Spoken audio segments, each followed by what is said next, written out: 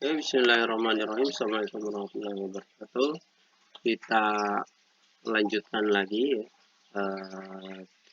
Tadi kita sudah sampai di kemampuan larutan buffer dalam mempertahankan. Ya, nah, bagaimana hal tersebut bisa terjadi? Gitu ya. Oke, begini, mudahnya begini. Tadi kan kita sudah tahu bahwa minimal ya, larutan buffer itu ada kesetimbangan reaksi antara asam dan basa konjugатnya. Nah, dari kesetimbangan ini, reaksi kesetimbangan ini gitu ya. Apabila yang pertama ya, apabila ditambahkan sedikit asam kuat, ya asam kuat itu adalah H+ gitu ya. Plus tambahkan HCl gitu ya. Misal H+ sedikit. H+ dari asam kuat akan menaikkan konsentrasi H+ dalam larutan penyangga. Nah, ini kan akan naik konsentrasinya apabila ditambahkan H+. Ya. Sehingga reaksi kesetimbangan larutan terganggu. Maka akan berubah nih reaksi kesetimbangannya nih. Itu kan setelah tadinya sudah setimbang, jumlah yang ke kanan sama dengan sudah jumlah yang ke kiri, ketika ditambahkan larutan asam di sini, maka kesetimbangan juga akan bergeser. Nah, akan bergeser kemana? Ke arah kiri, tentu saja karena kita menambahkan sesuatu yang ada di kanan. Nah, reaksi akan bergeser ke kiri. Tetapi, nah ingat ya, tetapi di sini kan buffer. Basa konjugat akan menetralisir H+ sehingga membentuk HA. Ya, di sini. Maka kesetimbangan juga tetap akan terbentuk kembali, terbentuk ulang gitu ya. Nah, karena ini adalah sebuah reaksi kesetimbangan, maka reaksinya kesetimbangannya akan terbentuk ulang. Sehingga apa? Sehingga penambahan H+ di sini dalam jumlah yang tertentu, maka dia akan ternetralisir dengan adanya basa konjugatnya di sini. Intinya seperti itu. Sehingga apa? Sehingga perubahan pH tidak akan terlalu signifikan. Perubahannya tidak akan terlalu signifikan. Kenapa? Karena apa yang kita tambahkan, asam yang kita tambahkan ke sini akan banyak dinetralisir oleh amin di sini atau basa konjugatnya di sini. Itu ya kira-kira ya. Nah, ini akan terbentuk HA ya. Kesetimbangannya bergeser. Intinya seperti itu.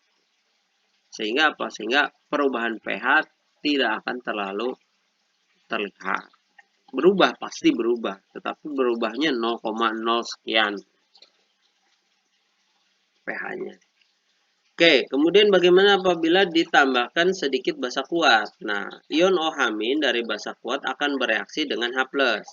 Tadi ya. Sehingga harusnya ya, normalnya ketika reaksinya tidak bolak-balik, tidak berupa reaksi kesetimbangan, maka karena jumlah H+-nya bereaksi dengan OH-, maka ternetralkan oleh OH-, maka tentu saja pH-nya drop gitu ya seharusnya. Tapi ketika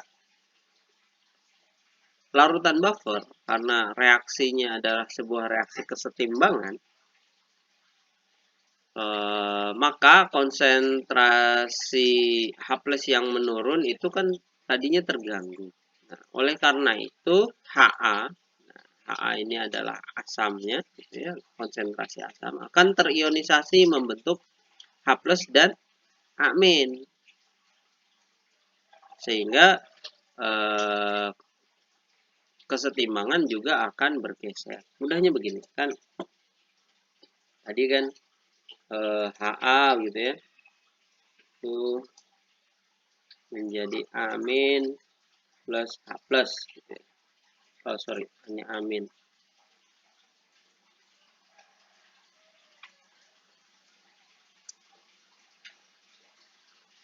Amin H+.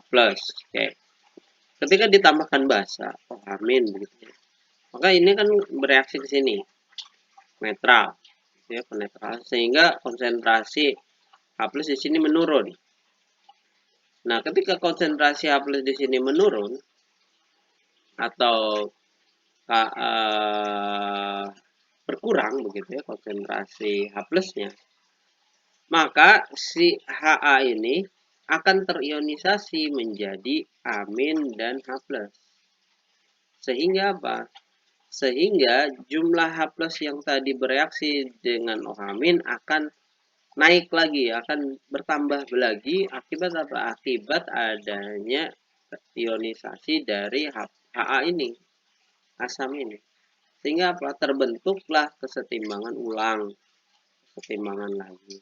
Sehingga apa? Jumlah OH- yang tadi bereaksi dengan H+ ini, yang tadinya berkurang, akan naik lagi jumlah H+-nya akibat kenaikan dari ionisasi asamnya. Sehingga apa? Penambahan OH- tidak akan terlalu berpengaruh.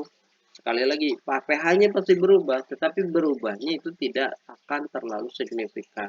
Kenapa? Karena jumlah H+ yang tadi bereaksi dengan OH- akan kembali bertambah akibat adanya ionisasi dari H.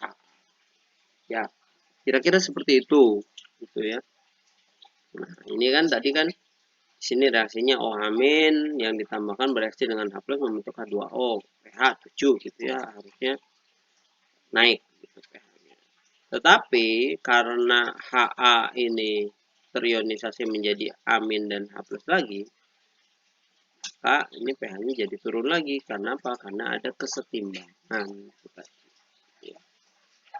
Tuh, sampai mana ya? Sampai terbentuk kesetimbangan yang baru. Itu ya. Oke, lanjut. Kemudian, bagaimana apabila larutan penyangga atau buffer itu diencerkan? Pengenceran larutan merupakan penambahan air ya, H2O ya. Pada larutan air akan mengalami reaksi kesetimbangan menjadi H+ dan OH-. Akan tetapi H2O yang terurai itu sangat sedikit. Ingat ya, H2O itu kemarin 10 pangkat berapa? 23. Sehingga yang terurai kan sangat sedikit. Ya, lihat lagi video teori asam basa sebelumnya. Ya. Yang terurai itu sangat sedikit sehingga penambahan konsentrasi H+ dan OH- sangat kecil dan dapat diabaikan. Ionisasi dari H2O ini kecil sekali.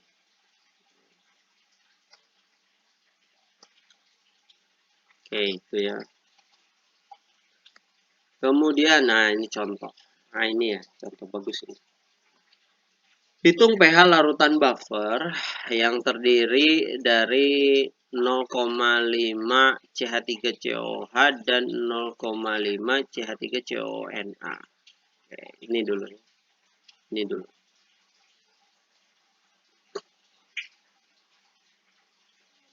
CH3COH dan CH3CONA. Ini gampang. Reaksi kesetimbangannya CH3COH plus H2O menjadi CH3COO- plus H3O+. 0,5 ini adalah konsentrasi yang ditambahkan, konsentrasi yang digunakan gitu ya, dari CH3COH. Nah, 0,05 CH3COO-Na, ingat ya, ini garam. Maka kita anggap ini ionisasi sempurna. Maka ini menjadi amin. Nah, ini 0,5. Ya. Karena tidak ada penambahan ya, maka tidak ada yang berubah. Kita anggap setelah terjadi kesetimbangan ya, ini penambahan konsentrasi CH3COH, Ha ataupun amin itu dianggap kecil gitu ya, kecil. Maka tidak ada yang berubah. Maka dianggap tetap 0,5, ini tetap 0,5 gitu ya.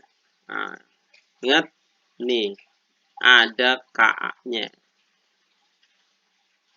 Oke, kemudian kita anggap volumenya 1 liter biar gampang hitungnya. Oke, kita hitung. pH sama dengan tadi pKa min log CH3 COH per CH3 CO min. Atau boleh juga kita hitung H plusnya dulu gitu ya, boleh.